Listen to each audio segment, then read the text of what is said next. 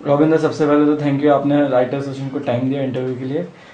और अभी सर आपका नया सीरियल आया है उड़ान। तो इतने वर्षों तक इतनी सारी सक्सेसफुल फिल्म लिखने के बाद टीवी में आपने जो एकदम से कमबैक किया, उसके बारे में कुछ बताइए, कैसे हुआ सर? हाँ, एकदम से कमबैक यानी पहले भी मैंने कुछ कुछ कुछ टीवी लिखा था। एक रमेश सिप्पी साहब की सीरियल में स्क्रीन प्ले करता था मैं, और कुछ एपिसोड लिखता था, लेकिन होल हार्टेडली कभी नहीं किया। लेकिन बहुत ही एक डिटर्मिन माइंड से मैंने सोचा था कि एक टीवी में अच्छा काम करना है। जैसे फिल्म में सक्सेस मिलने के बाद I always wanted to test the another media. And मुझे पता था, जैसे मैं लोगों से बात करता था अपने साथियों से, फिल्म राइटर एसोसिएशन के it's a all together different ball game. तो ये क्या है वो देखना चाहता था। एंड उसमें हुआ है कि जैसे लोग कहते हैं कि अगर इरादा करो करो तो शायद वो इरादे सच हो जाते हैं। तो एक दिन एक महेश भट्ट का असिस्टेंट जो 90s में उनके साथ था, पंडित गुरुदेव पल्लव, मेरे पास आया और कहने लगा कि Ravindra, do you remember the film that you have written called Girvi years back in 1992?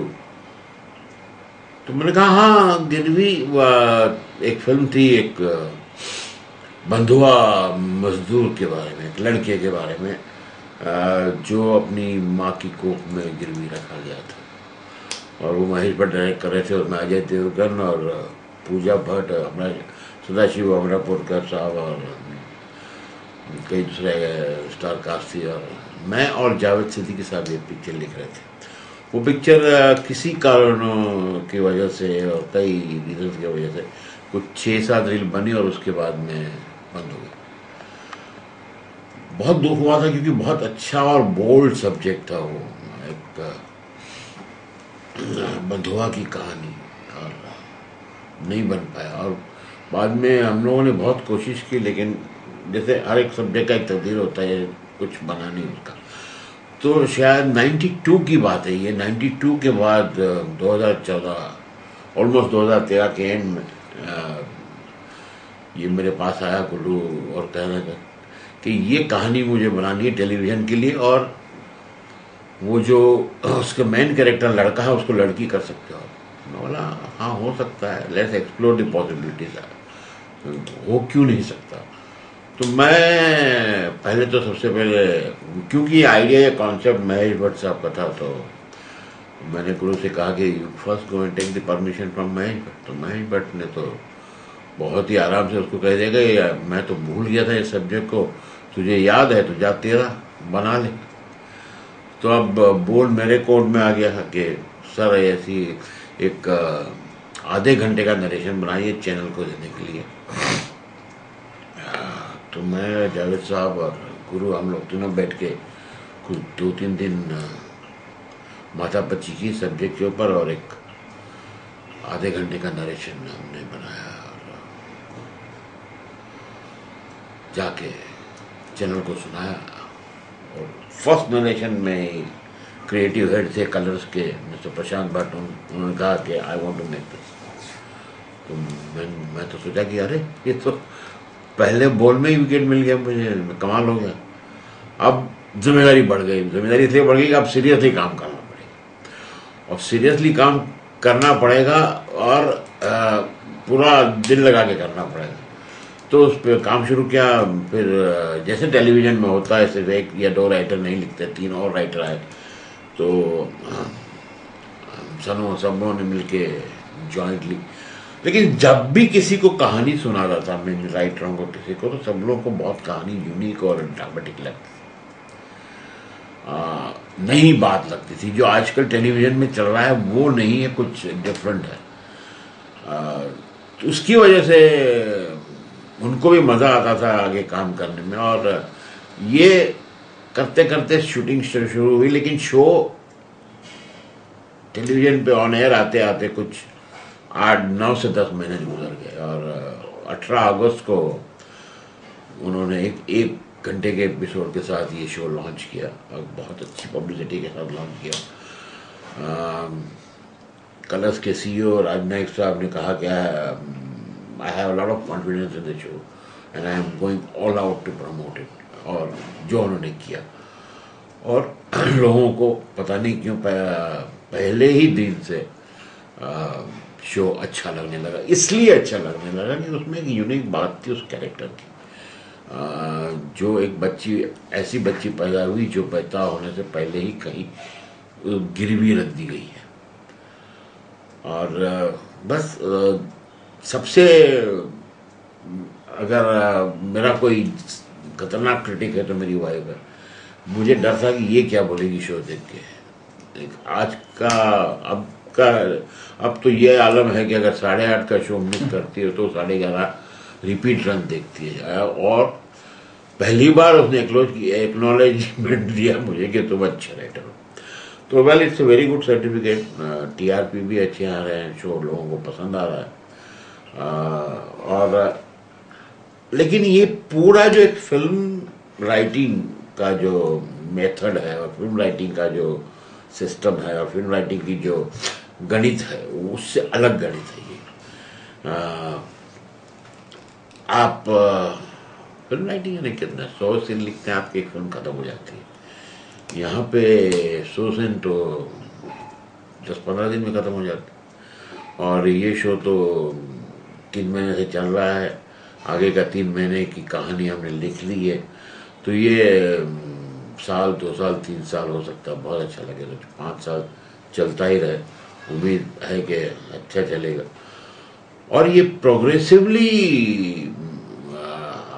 Audience को पकड़े रखना, हर हफ्ते में 6 दिन, और 6 दिन कहीं ना कहीं 1 या 2 सीन उस एपिसोड में ऐसे हो कि जिससे ऑडियंस का इंटरेस्ट बना रहे, ऑडियंस खत्म होते ही पूछेगा अब कल क्या होगा। ये सबसे बड़ी बात होती है। और वो मेंटेन करना और किस तरह से करना, ये अभी सीख रहा हूँ मैं। उम्मीद है कि एक्सपीरियंस से और काम करके ज़्यादा बेटर हो जाऊँगा।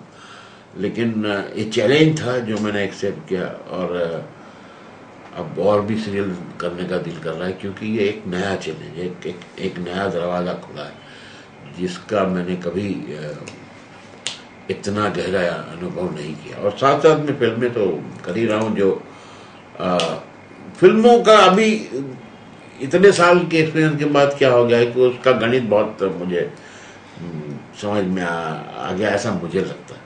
और उसकी वजह से शायद और कॉन्फिडेंस हो जाए। तो इसलिए भी जाना जरूर था इसी ज़मीन पे, ऐसे जगह पे कि जहाँ पे चैलेंज हो आपके लिए। और ये चैलेंज एक्सेप्ट करके काम करना बहुत ज़रूरी था। और उम्मीद करता हूँ कि अभी तक तो शो लोगों को पसंद आ रहा है, आगे भी जाके उतना ही पसंद आएगा जितना आ जा रहा है, या तो शायद उससे ज़्यादा है। अब बात ये थी कि 92 में जब लिखा था तो एक एज ए फिल्म लिखा था हम लोगों ने, और वो भी उसका जो मेन किरदार था वो एक हीरो था, वो अजय देवगन रोल कर रहा था। और वहाँ से जाके सीरियल, और सीरियल भी लड़की, उसमें लड़की करना, तो अब एक तो सबसे बड़ी बात यह है कि बहुत ही कॉन्शियसली उस वक्त भी मैंने सोचा था फिल्म के लिए कि बहुत ही डिप्रेसिंग, और क्योंकि बददुआ की कहानी है, एक ऐसी लड़की की कहानी है जो अपनी माँ की कोख में गिरवी रखी गई, तो बहुत ही डिप्रेसिंग और बहुत ही सैड सी एपिसोड उसकी कहानी ना बन जाए। तो इसके लिए उस लड़की के कैरेक्टर के ऊपर काम करना पड़ता। तो काम करते करते हम लोग केम अपॉन द आइडिया कि लड़की किसी भी हालात में, किसी भी मुसीबत में, किसी भी टॉर्चर में रोती नहीं है कभी। जैसे ही हालात बदलते हैं अच्छे या बुरे के लिए, उसको हंसते हंसते फेस करती है। तो एक और एम्बिशियस लड़की है, एस्पिरेशन है उसके अंदर। उसका नाम उसकी माँ ने चकोर रखा हुआ है, और एक हमारे वहाँ फोकलोर है कि चकोर जो बर्ड है वो चांद की तरफ उड़ता है उसको पाने के लिए। तो ये उड़ान इसका टाइटल भी इसलिए कि ये ये एक आज़ादी की उड़ान है इस लड़की की, कि अपनी बंधुआ पन्ने से आज़ादी की उड़ान लेती है, और जब वो खुद आज़ाद हो जाती है तो सोचती है कि मेरी एक आज़ादी से कुछ नहीं होना। आज भी हिंदुस्तान में करीब करीब 14 करोड़ से ज़्यादा बंधुआ मजदूर और बच्चे हैं, तो उनकी उड़ान ज़रूरी है। तो it's a fight not for herself but for fight for the other deprived people also. तो ये जो फिल्म लिखी थी, तो फिल्म में तो 80-90 100 सीन होते हैं, 5-6 गाने होते हैं।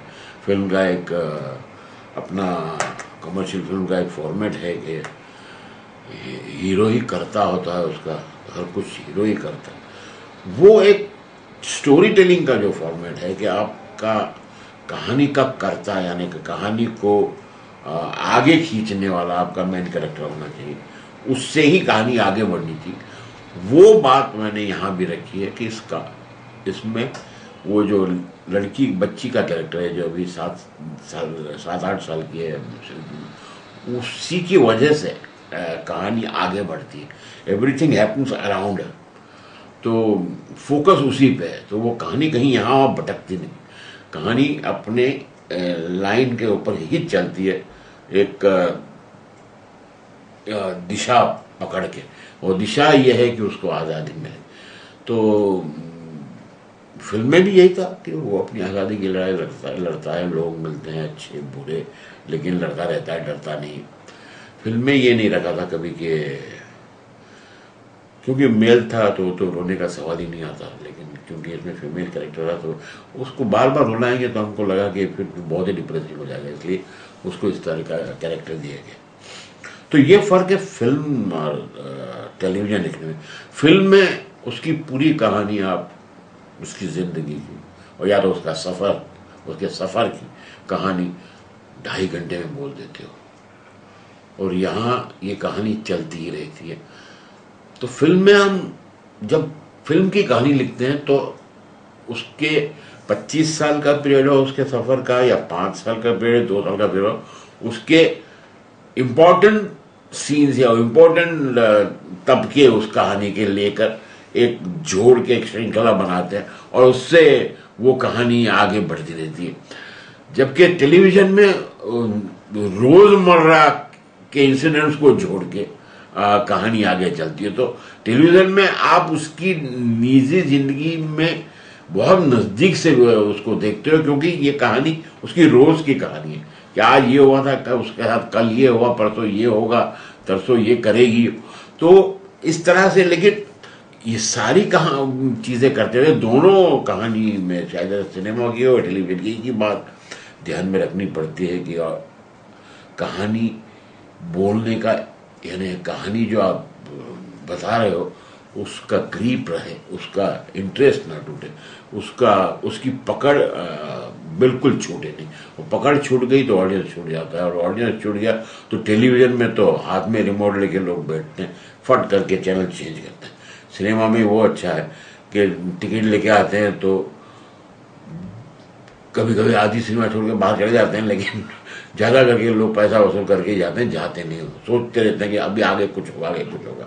टेलीविज़न में ऐसा नहीं होता, टेलीविज़न में 1 सेकंड में लोग भाग जाते हैं।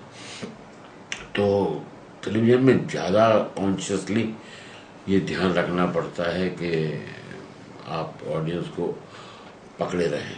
और दूसरा एक सबसे अहम बात टेलीविज़न की होती है कि क्योंकि इतने सारे एपिसोड होते हैं, आपको हर एपिसोड में पिछले एपिसोड में क्या कहा और आगे आप क्या कहने वाले हैं, उसके रेफरेंस टू कॉन्टेक्स्ट की एक लाइन, आप इसकी एक कहानी आपको का ब्लूप्रिंट बनाना पड़ता है, वरना आप अपने आप को कॉन्ट्राडिक्ट कर दोगे स्टोरी टेलिंग में।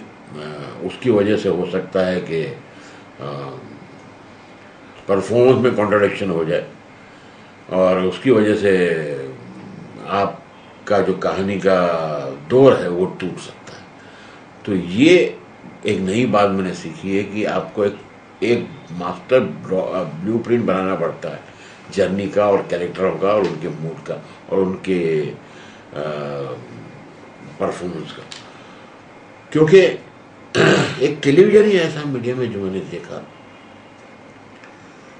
कि डायरेक्टर के पास जब स्क्रिप्ट जाती है तो उसको वो सिर्फ पढ़ता है और शूट करता है। Director is not part of the thinking team.